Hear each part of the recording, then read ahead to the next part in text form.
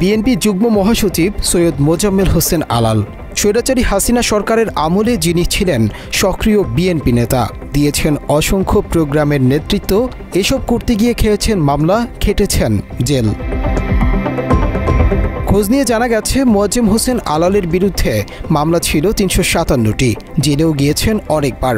হাসিনা সরকারের আমলে সব সময় থেকেছেন আলোচনায়, কুড়িয়েছেন প্রশংসা।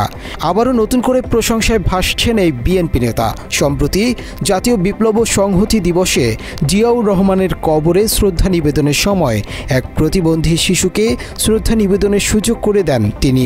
এর একটি ভিডিও সামাজিক যোগাযোগ মাধ্যমে ছড়িয়ে পড়ার পরই নেটিজেনরা প্রশংসা করতে শুরু করেন তার।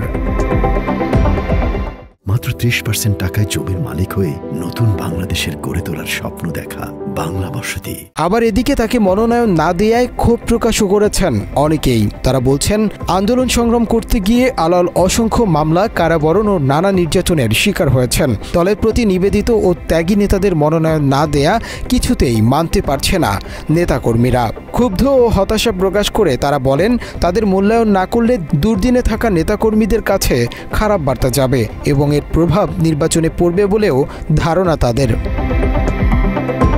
মনোনয়ন না পাওয়া মোয়াজ্জেম হোসেন আলাল বরিশাল ৫ আসন থেকে মনোনয়ন চেয়েছিলেন।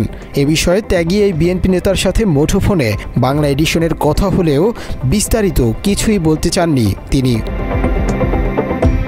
অভিযোগ রয়েছে, ত্যাগীদের মূল্যায়ন না করে আওয়ামী লীগ সরকারের কাছে নেওয়া সুবিধাভোগীদের দেয়া হয়েছে বিএনপির মনোনয়ন। যারা বিগত ১৬ বছর বিভিন্ন হামলা মামলার শিকার হয়েছে, বাড়ি ছাড়া হয়েছে অসংখ্য নেতাকর্মী, তাদের করা হয়নি মূল্যায়ন। এ নিয়ে কর্মীদের মধ্যে দেখা দিয়েছে চরম ক্ষোভ। বেশ কয়েকটি জেলায় হয়েছে বিক্ষোভ, করেছে সড়ক অবরোধ।